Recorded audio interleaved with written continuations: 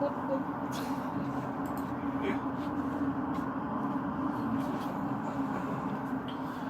I can easily take out my book, Lords of Totonicapon,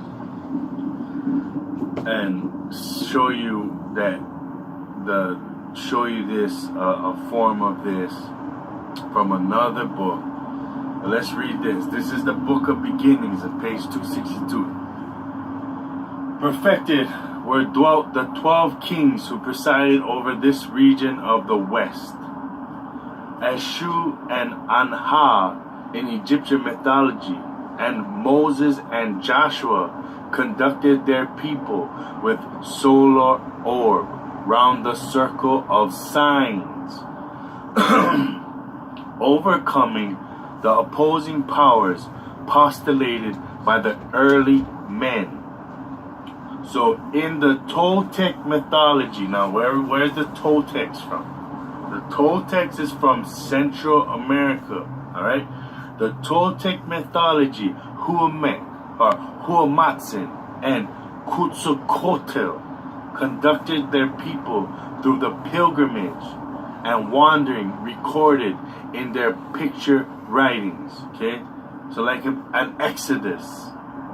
Huamek, like Moses, wrote the code of laws for the nation and conducted the civil government. Quetzalcoatl, in relation to Huamek, plays the part of Joshua. So they're saying right here that Huamek is Moses and Quetzalcoatl could be Joshua. When Quetzalcoatl began to give the laws instead of Huamek, he sent a crier to the top of the mountain of outcry, whose voice could be heard for 300 miles round. Joshua follows Moses as the leader of Israel and instructs the people to go up against Jericho, his mountain of outcry, and assail it with a shout that ought to have been heard at an equal distance, as it was loud enough to make the walls fall flat.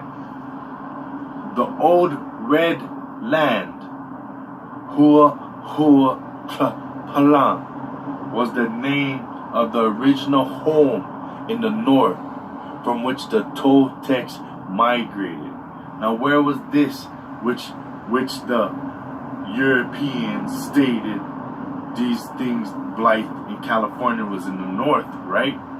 Now if we look at the Aztecs, when we look at the Aztecs, they talk about an homeland.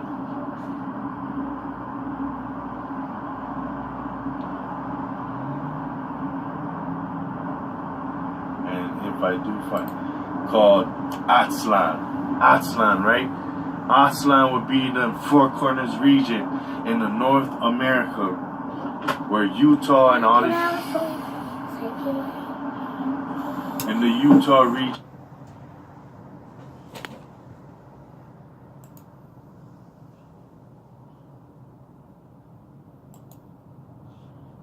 Alright, so that was part one. I'm just gonna go into this real quick. Sanskrit Manu. This is called the General Myths of the New World and Treaties of this on the symbolism and mythology of the Red Race of America. Okay, so page 22. It goes Sanskrit Manu and his 3 sons, and of the great god Tuisko, an Indian deity. So much the more do all means invented by the red race to record and transmit thought merit or our careful attention.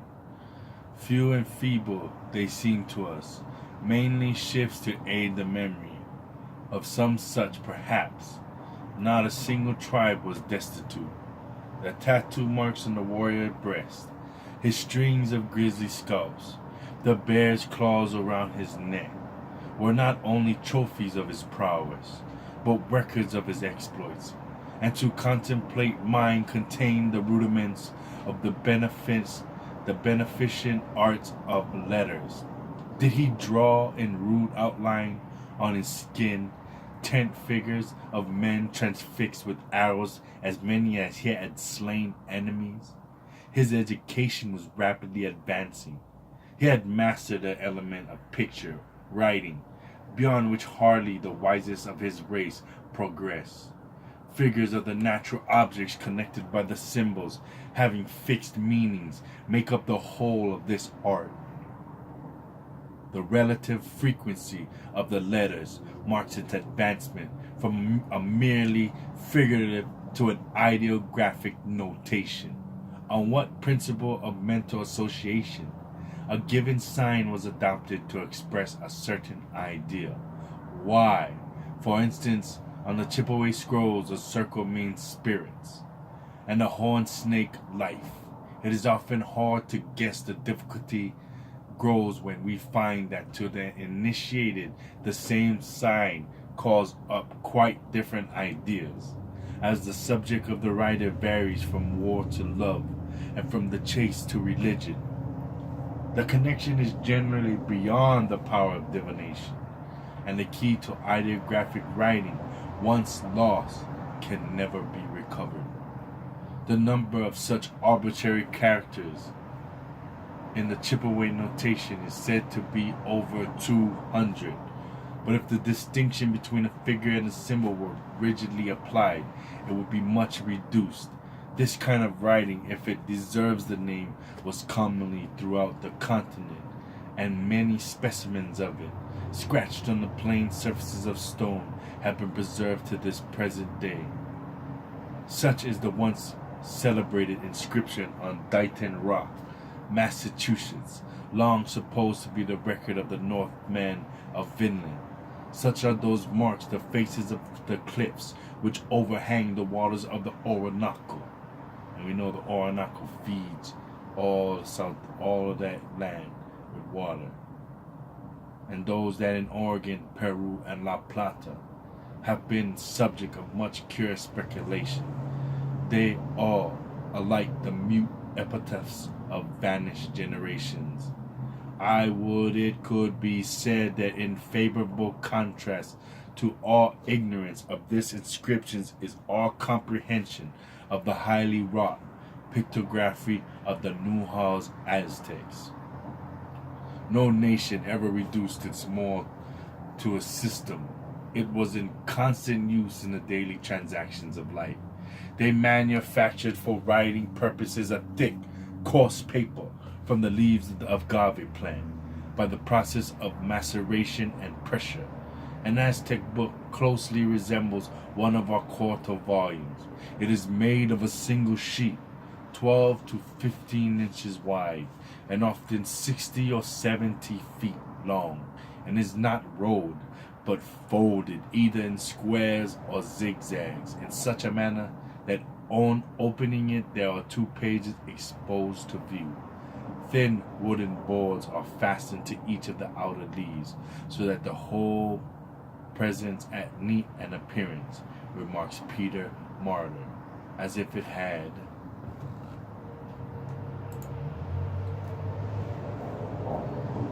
as if it had come from the shop of a skillful bookbinder. They also covered buildings, tapestries, and scrolls of parchments with these devices, and for trifling transactions were familiar with the use of slates of soft stone from which the figure could readily be erased with water. What is it still more astonishing? There is reason to believe in some instances their figures were not painted but actually printed with movable blocks of wood on which the symbols were carved in relief.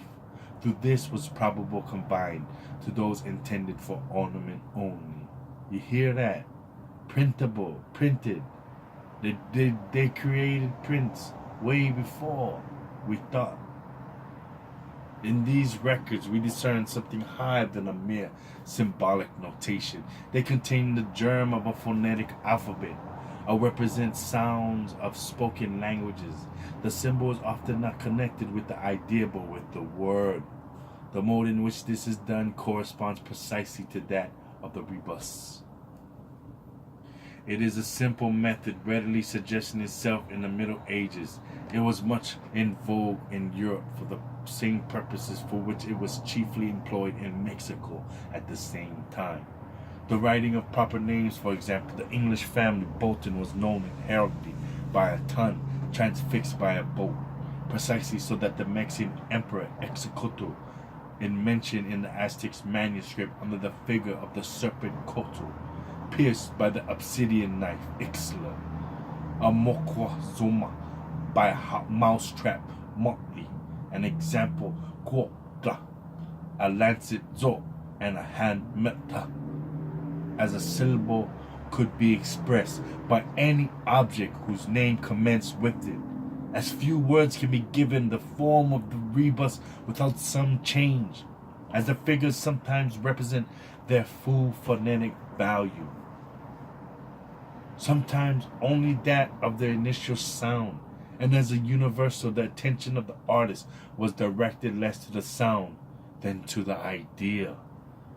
The didactic painting of the Mexicans, whatever it might have been to them, is a sealed book to us, and must remain so in great part.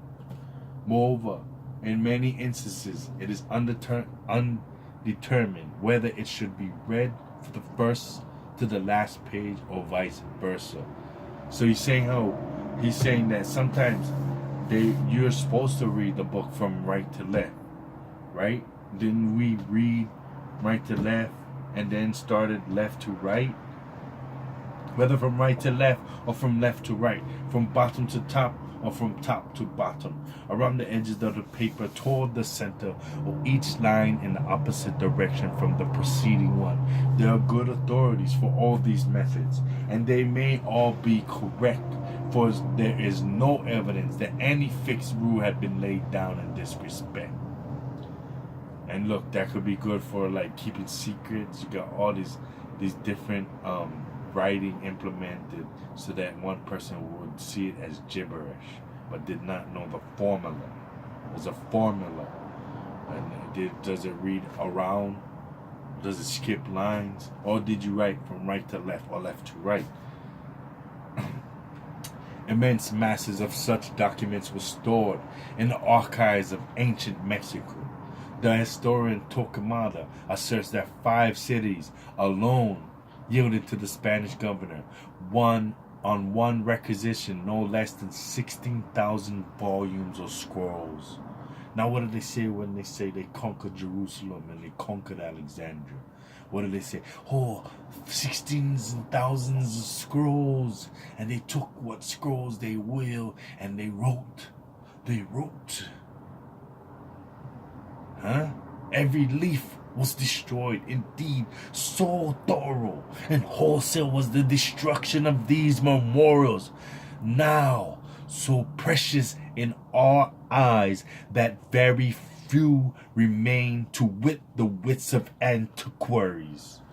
What there are, however, we have been diligently collected and published by the interest of learned societies and the generosity of individuals, so that the student has a reasonable apparatus at hand for his attention. Beyond all others, the Mayas, resident of the peninsula of Yucatan and in adjacent parts of Central America, seem to have approached nearest to the definite graphic system. Several of their books, written before the Europeans invaded their country, have been preserved, and innumerable inscriptions on the stones fabricated on walls, on their pottery and wooden beams, remain to attest the uniformity of their method throughout nearly the whole area occupied by their many affiliated tribes. This native literature has been analyzed by Forston, Settler, Scalhas, Cyrus Thomas, and other scholars, and the results, though far from exhaustive, are so complete that the general tenor and purpose of most of such writings can be ascertained. We do not find a developed phonetic system, and yet more than Petrograph, the figures are a combination of symbols, ideograms, and phonetic equivalents. the last mentioned being in sufficiently large proportion to render some knowledge of the Mayan language necessary to an interpretation of the records. In South America, also, there is said to have been a nation who cultivated the art of picture writing, the Panos, on the river Acayel. A missionary, Narciso Gilbar, by name, once penetrated with great toil to one of their village. As he approached, he beheld a venerable man seated under the shade of a palm tree, with a great book open before him, from which he was reading to an attentive circle of auditors the wars and wanderings of their forefathers with difficulty. The priest got a sight of the precious volume and found it covered with figures of signs in marvelous symmetry and order. No wonder such a romantic scene left a deep impression on his mind. The Peruvians adopted a totally different and unique system of records, that by means of grupo. This was a base cord, a thickness of a finger, of any required length, to which were attached numerous small strings of different colors, lengths, and textures, variously knotted and twisted with one another. Each of these peculiarities represented a certain number, a quality, quantity, or other idea. But what? Not the most fluent grupo reader could tell, unless he was acquainted with the general topic treated of. Therefore, whenever news was sent in this manner, a person accompanied the bearer to serve as verbal commentator. And to prevent confusion, the grupos relating the various departments of knowledge were placed in separate storehouses, one for war, another for taxes, and a third for history, and so forth. So we had many records of our history. On what principle of mnemotechnics the ideas were connected with knots and colors, we are very much in the dark. It has even been doubted whether they had any application beyond the art of numeration. Each combination had, however, a fixed ideographic value in a certain branch of knowledge, and thus the group differed essentially from the Catholic rosary, the Jewish phylactery, or the knotted strings of the natives of North America and Siberia, to all of which it has been compared.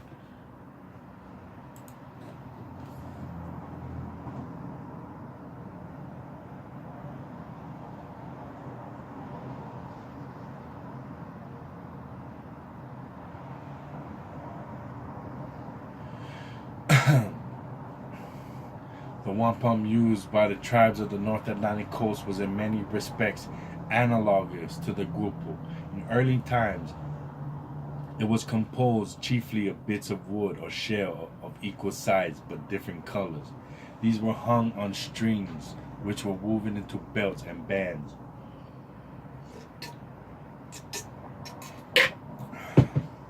The hues, shapes, sizes, and combinations of the strings hinting at general significance. Thus, lighter shades were invariable harbingers of peaceful and pleasant tidings, while the darker portended war and danger. The general substitution of beads in place of wood and the custom of embroidering figures in the belts were probably introduced by European influences. Besides these, various simpler mnemonic aids were employed, such as the parcel of reeds of different lengths, knot sticks, knots and cords, strings of pebbles or fruit stones, circular pieces of wood, small wheels or slabs pierced with different figures, with the English likened to coney holes. At a victory, a treaty, or the founding of a village, sometimes a pillar or heap of stones was erected, equaling in number of the persons present at the occasion, or the count of the fallen. They exhaust the list all other methods of writing, the hieroglyphs of the Micmacs of Acadia, the syllabic alphabet of Cherokees, the pretended traces of Greek, Hebrew, and Celtic Baric letters, which have from time to time been brought to notice of the public, have been without exception the products of foreign civilizations, or simply frauds. Because there is no way this is the old world. Not a single coin, inscription, or memorial of any kind, whatever has been found in the American continent, showing unemployment either generally or locally, or any other means of writing than those specified. Yet we have with Chief Joseph inscriptions of a receipt from Mesopotamia of sacrificial animals. We have coins all throughout North and South and Central America. We do not understand that there's been a great game against us, hiding our artifacts and our history. So we are null and void. We do not exist. We do not compete. We do not learn. We are ignorant. This has been a big ruse on us. Hide our history. Hide our potential. Pervert our character.